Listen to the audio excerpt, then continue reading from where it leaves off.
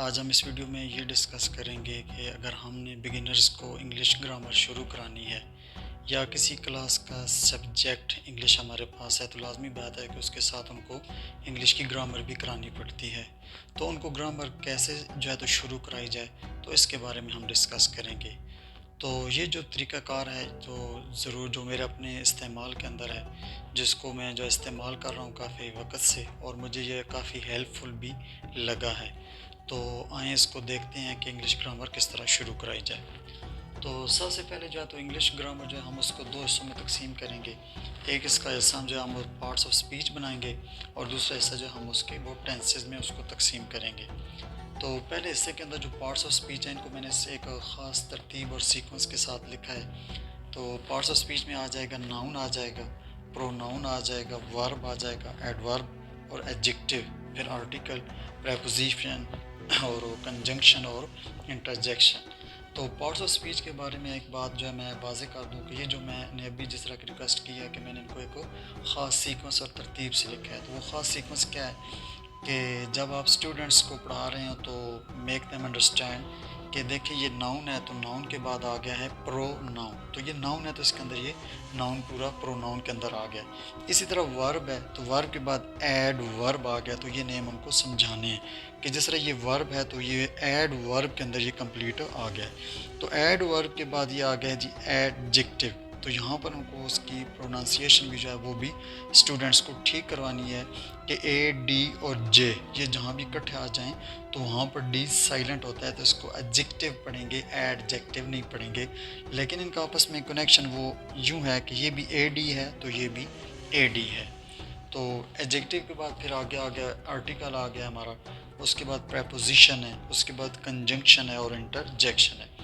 تو اب کرنا یہ ہے کہ جب آپ اسٹوڈنٹس کو گرامر پڑھا رہے ہوں اور ابھی آپ نے اگر اس کا آغاز کیا ہو تو شروع میں فرسٹ ڈے آپ نے ایسے ہی ان کو جو ہے دو حصوں میں گرامر کو تقسیم کر دینا ہے.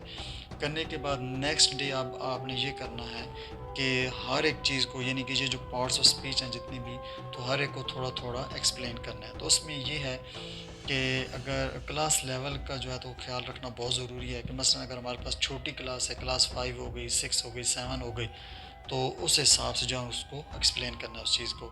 تو مثلا اگر ہمارے پاس کلاس 6 ہے تو ہم اس کو جو ہے ناؤن کی ان کی جو 5 امپورٹنٹ کائنڈز ہیں فار ایگزامپل وہ ان کو صرف کرائیں. اسی طرح پروناؤن کی جو ہے تو جو اہم کائنڈز ہیں وہ ان کو کرائیں, اور ورب کی جو ہے نا اس طرح کچھ اہم جو پوائنٹس ہیں وہ ان کو بتائیں, اور اس طرح ان کی 3 فارمز جو ہے وہ ان کو بتائیں.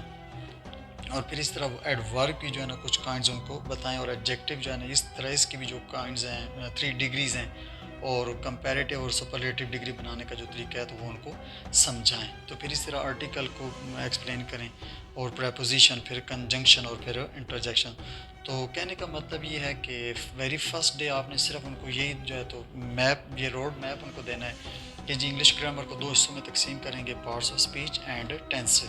پھر میں نے آپ کو جس طرح کہ ابھی دوبارہ ریکویسٹ کر رہا ہوں کہ یہ جو پارٹس آف اسپیچ میں نے لکھے ہیں ایک خاص سیکوینس سے لکھے ہیں تو تاکہ جو ہے تو اسٹوڈنٹس کو ایزیلی سمجھ آئے. تو ٹیچر کا ایک یہ بھی کام ہوتا ہے کہ وہ ایسے طریقے سے کام کرے کہ جو اسٹوڈنٹس کو ایزیلی سمجھ آ سکے.